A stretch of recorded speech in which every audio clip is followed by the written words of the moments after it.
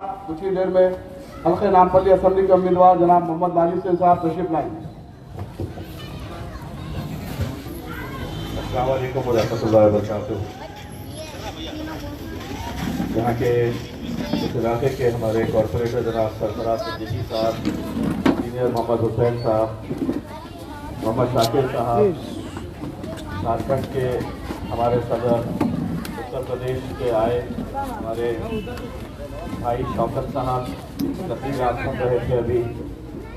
महाराष्ट्र से हमारी दो बहनें जो मजलिस इत्तेहादुल मुस्लिमीन की वुमेन्स विंग की प्रेसिडेंट है, कीर्ति डोंगरे, रुहीना शेर, नागपुर और पूना से आई है।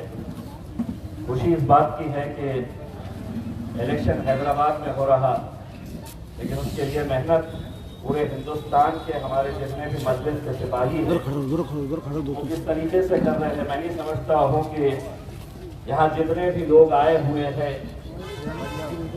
तेलंगाना छोड़कर, हैदराबाद छोड़कर, हिंदुस्तान के मुख्तलिफ इलाकों से जो आए हैं, यकीनन वो इस बात की गवाही देते हैं कि यहाँ पर जिस शहर के अंदर मजलिस का जन्म हुआ और जिसके बारे में ये कहा जाता था मजलिस इत्तेहादुल मुस्लिमीन हैदराबाद की एक जमात है, और बड़े तंजिया तरीके से ये कहा जाता था कि ये सिर्फ हैदराबाद तक महदूद एक जमात है और हैदराबाद तक ही रहेगी। लेकिन अल्हम्दुलिल्लाह शायद किसी ने सोचा नहीं था कि मजलिस इत्तेहादुल मुस्लिमीन के इतने सालों से बैरिस्टर असदुद्दीन ओवैसी साहब पार्लियामेंट के अंदर अकेले बैठते थे, अकेले लड़ते थे, अकेले भारतीय जनता पार्टी और तमाम विपक्ष की पार्टियों का जमकर मुकाबला करते थे। ये आप लोगों की दुआएं हैं, आप लोगों की मेहनत है कि जिसकी वजह से आज एक मेंबर ऑफ पार्लियामेंट की जगह 2 मेंबर ऑफ पार्लियामेंट वहां पर जाकर बैठते हैं। मैं आज जब हैदराबाद आया,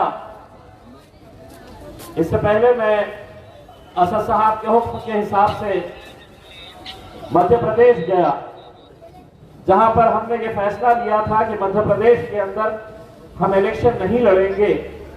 विधानसभा का इलेक्शन है और ये बाज़ाब्ता ऐलान किया गया था कि हम इलेक्शन नहीं लड़ेंगे, और इस उम्मीद के ऊपर कि जो सियासी जमातें ये दावा करती है कि हम मुसलमानों की तरक्की चाहते हैं, मुसलमानों की नुमाइंदगी चाहते हैं, पूरे मध्य प्रदेश के अंदर 230 विधानसभा की सीटें हैं, और उसमें से आपको हैरानी होगी कि कांग्रेस पार्टी में 230 सीटों के ऊपर इलेक्शन तो लड़ रही है, लेकिन कितने मुसलमानों को टिकट दिया? तो 230 में से महज 2 मुसलमानों को टिकट दिया गया। अब अगर आप टिकट ही नहीं देंगे तो आप सोचिएगा कि आपकी नुमाइंदगी कब और कैसे खड़ी रहेगी। आपकी आबादी बढ़ रही है, जिस तरह तमाम जाति, धर्म और मजहब की आबादी बढ़ रही है, लेकिन वाहिद एक मुसलमान है कि हर 5 साल के बाद, चाहे वो विधानसभा हो या लोकसभा हो, हर 5 साल के बाद आपकी नुमाइंदगी घट रही है।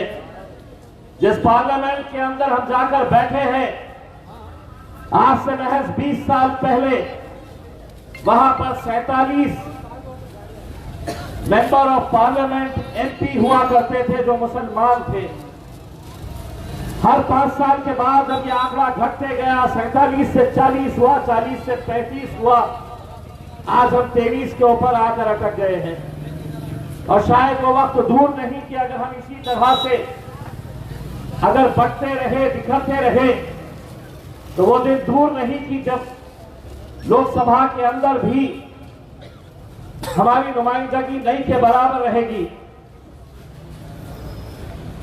तो जब हमने ये फैसला किया था कि मध्य प्रदेश के अंदर हम इलेक्शन नहीं लड़ेंगे, और जब कांग्रेस ने महज 2 ही सीटों के ऊपर मुसलमानों को टिकट दिया, उसके बाद हमने फैसला किया कि नहीं, हम लड़ेंगे, क्योंकि जब तक हम लड़ेंगे नहीं तो हमें अपनी ताकत का एहसास होगा कैसा।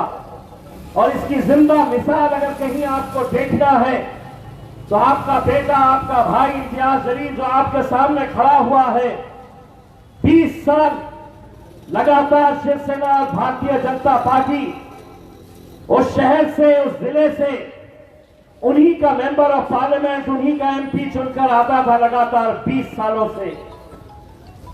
जब बैरिस्टर असदुद्दीन अवैसी साहब ने यह हुक्म दिया कि अब औरंगाबाद से इम्तियाज जलील इलेक्शन लड़ेगा, तो सबसे ज्यादा अगर मुखालिफत, सबसे ज्यादा इल्जामात अगर किसी ने लगाए तो कोई गैर नहीं थे, हमारे अपने ही थे। किसी ने ये इल्जाम लगाया, ये आए हैं तो किसी का फायदा करने के लिए आए हैं। किसी ने लेन देन की बात की, किसी ने लाखों की शर्त लगा दी कि औरंगाबाद से मेंबर ऑफ पार्लियामेंट एमआईएम का वो भी चुन के आ ही नहीं सकता है।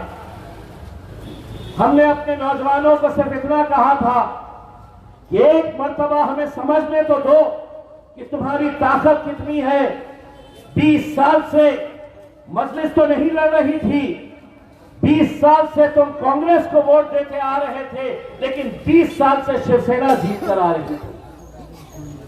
तब हमने उनसे यह कहा कि अगर 20 सालों तक तुम्हारा वोट जाया जा रहा है, बेकार हो रहा है, एक बार मुत्तहिद हो जाओ, मजलिस के साथ आओ। अल्हम्दुलिल्लाह जब पूरे जिले की आवाम एक साथ मिलकर आई, साथ में हमारे दलित भाइयों ने भी उतनी ही ताकत लगाई, तो 20 साल के उस शिवसेना के एमपी को हमने हटाकर अल्हम्दुलिल्लाह मजलिस का परचम भी औरंगाबाद के अंदर लहराया। लोगों ने कहा कि ये महज एक इत्तेफाक है, किसी ने कहा कि एक एक्सीडेंट है, एक्सीडेंटली जीत गया, उनके वोट बढ़ गए। हमने उनसे कहा कि जहां जहां पर भी एक्सीडेंट होंगे इंशाअल्लाह हम वहां पर जरूर मौजूद रहेंगे। मेरे भाइयों, लेकिन जब हम मध्य प्रदेश के अंदर गए, वहां पर कांग्रेस के 24 मुस्लिम कॉर्पोरेटर्स हैं। हमारे बिहार के सदर मेरे बड़े भाई अख्तरुल इमान साहब भी यहां पर मौजूद हैं। मैं चाहूंगा कि जोरदार तालियों से अख्तरुल इमान साहब और हमारी पूरी बिहार की टीम का इस्तेमाल करें। जब हमने ये फैसला किया कि हम बिहार के अंदर, हम मध्य प्रदेश के अंदर जाएंगे, 24 मुस्लिम कॉर्पोरेटर्स कांग्रेस के थे, पूरे के पूरे अपनी नाराजगी जता रहे थे। उन्होंने अपने पार्टी के अध्यक्ष से कहा कि हम में से किसी को भी दे दो, हम 24 मुस्लिम कॉर्पोरेटर्स हैं, हम में से किसी को भी आप टिकट दे दो, हम उसका साथ देंगे और जिताकर लेकर आएंगे। आपको हैरानी होगी ये सुनकर, ये पूरे के पूरे जब भोपाल गए, कमलनाथ जो कांग्रेस के वहां के मुख्यमंत्री के दावेदार हैं, एक्स मुख्यमंत्री है, उन्होंने इनसे मिलने से इनकार कर दिया। उसके बाद कांग्रेस के एक सीनियर लीडर सुरजेवाला से मिलने के लिए कहा गया, सुरजेवाला ने 1 मिनट उनकी बात नहीं सुनी, बल्कि पुलिस को बुलाया और कहा कि ये पूरे के पूरे जितने आए हैं बुरहानपुर से, इन सबको बाहर निकालो। उनका भी गुस्सा, जिस पार्टी के साथ वो बड़े हुए थे और आज पुलिस को बुलाकर उन्हें ढकेला जा रहा है, उन्होंने तय किया कि हम अब इलेक्शन लड़ेंगे। हमारे साथ बैरिस्टर असदुद्दीन अवैसी साहब ने मुझे हैदराबाद बुलाया और उन्होंने कहा कि हमने मध्य प्रदेश के अंदर, मैंने कहा कि बिल्कुल लड़ना चाहिए, अगर हम लड़ेंगे नहीं तो जीतने और हारने का सवाल ही नहीं पैदा होता। तब जाकर बुरहानपुर के पूरे लोगों को बुलाए और वहां पर हमने अपना नुमाइंदा भेजा। हमने हमारे एक नुमाइंदे को टिकट दिया वहां पर, जो कांग्रेस का कॉर्पोरेटर था। जब औरंगाबाद से वो एबी फॉर्म लेकर रात में 12:30 बजे बुरहानपुर गया, तो आप अगर बुरहानपुर की सड़कों का रात में 12:30 बजे मंजर अगर देखते तो करीब 10,000 लोग सड़क के ऊपर उसका इस्तकबाल करने के लिए रुके हुए थे। कहीं ना कहीं हर जगह पे ये तड़प है, कहीं ना कहीं हमारे लोग ये चाहते हैं, ये प्यासे हैं कि हमारी नुमाइंदगी होना चाहिए। लेकिन मैंने देखा ये मध्य प्रदेश के अंदर या राजस्थान हो, कांग्रेस क्या, भारतीय जनता पार्टी क्या, दूसरी पार्टियां क्या, सभी के निशाने के ऊपर सभी ने तय किया है कि हम में से कोई भी हार जाए, कोई भी जीते चलेगा, लेकिन मजलिस इत्तेहाद और मुस्लिमीन नहीं जीतना चाहिए। और आज वही कैफियत आज हैदराबाद के अंदर देखने को मिल रही है। अरे अगर इतनी सारी सीटें हैं, क्या वजह है कि पूरी ताकत नाम पल्ली पे लगाई जा रही है? माजिद हुसैन को कैसे हराया जाए, जाफर हुसैन को कैसे हराया जाए, अहमद बराला के खिलाफ क्या साजिशें की जाए, उन्हें यह पता नहीं है। ये जो बाहर से जितने भी आ रहे हैं, 30 तारीख के दिन देखिएगा इनकी ताकत क्या होती है। जब ये वोट डालने के लिए निकलते हैं तो इनकी ताकत कैसी रहती है, ये कई सालों से देखते आए हैं। और यहां के जो नुमाइंदे सुना है 3-4 मरतबा इलेक्शन लड़ चुके हैं। आपको मुबारक एक और हाल, क्योंकि अब आदत सी पड़ गई है। क्यों अपनी आदत बिगाड़ रहे हो? जो आदत पड़ी हुई है उसी में खुश रहो, लड़ते रहो और हारते रहो।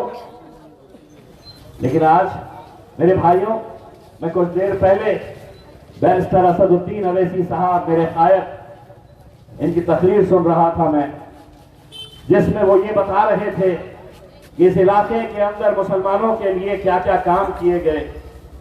और मैं मन ही मन असद साहब की तकरीर सुनकर ये सोच रहा था कि असद साहब, आपको किसी को भी हिसाब देने की जरूरत नहीं है, क्योंकि इस मुल्क के अंदर अगर आपने इस कौम के ऊपर कोई एक बेहतरीन काम किया है तो वो ये काम किया है कि तुम सब लोग लीडर बन सकते हैं। तुमने हमें लीडर बनना सिखाया है, तुमने हमें बोलना सिखाया है, तुमने हमें लड़ना सिखाया है। अरे रोड तो कोई बना लेगा, गटर ड्रेनेज कोई कर लेगा, लेकिन बताओ एक ऐसा लीडर जो सुबह से लेकर रात तक मोटरसाइकिल के ऊपर, कभी राजस्थान में तो कभी हैदराबाद की गलियों के अंदर अगर घूम रहा है। मेरे भाइयों, ये जो हैदराबाद है ये हमारी नाक है, ये हमारा फख्र है। अगर इस शहर के अंदर मजलिस मजबूत रहती है तो इंशाअल्लाह पूरे हिंदुस्तान में मजलिस मजबूत रहेगी। और ये आप लोगों की जिम्मेदारी है। मैं आज ही आया हूं और मुझे मालूम है और मेरी ख्वाहिश है कि जिस शख्स मेरे बात बोलने वाले हैं, अख्तरुल ईमान साहब, जब ये बोलते हैं तो मुझे ऐसा लगता है ये बोलते ही रहना चाहिए। और मेरी ख्वाहिश है इंशाअल्लाह 2024 के अंदर बैरिस्टर असदुद्दीन अवैसी साहब, और अगर आपकी दुआएं रही तो इम्तियाज जलील के साथ साथ अख्तरुल ईमान साहब भी पार्लियामेंट के अंदर। बहुत बहुत शुक्रिया।